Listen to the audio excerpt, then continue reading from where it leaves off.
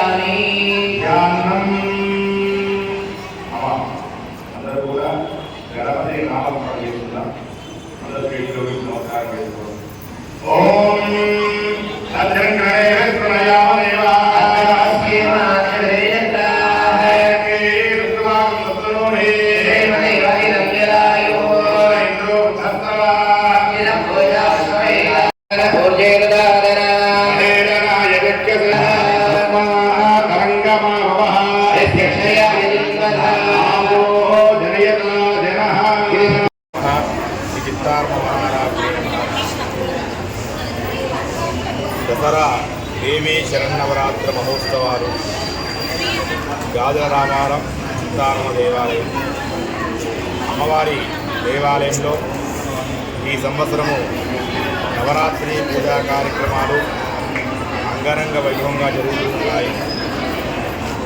ఈరోజు దేవీ శరన్నవరాత్రిలో భాగంగా 4వ రోజు. ఈరోజు అమ్మ చిత్తారమ్మ తల్లి లలిత పరాభట్టారిక రూపంలో భక్తులందరికీ కూడా దర్శనమిస్తూ ఉన్నారు. ఈరోజు ఉదయం అమ్మవారి మూల విరాటికి పంచామృత పంచరసాలతో అభిషేక కార్యక్రమం జరిగింది. ఉదయం 7 గంటలకు అమ్మవారికి పంచహారతులు మరియు నక్షత్రహారతి, తర్వాత తీర్థప్రసాద కార్యక్రమం జరిగాయి.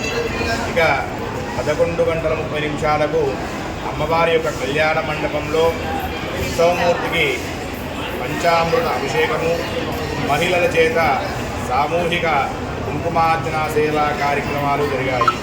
ఇక ఇప్పుడు నవరాత్రి పూజా కార్యక్రమం మరికొద్ది క్షణాల్లో ప్రారంభం కానున్నది.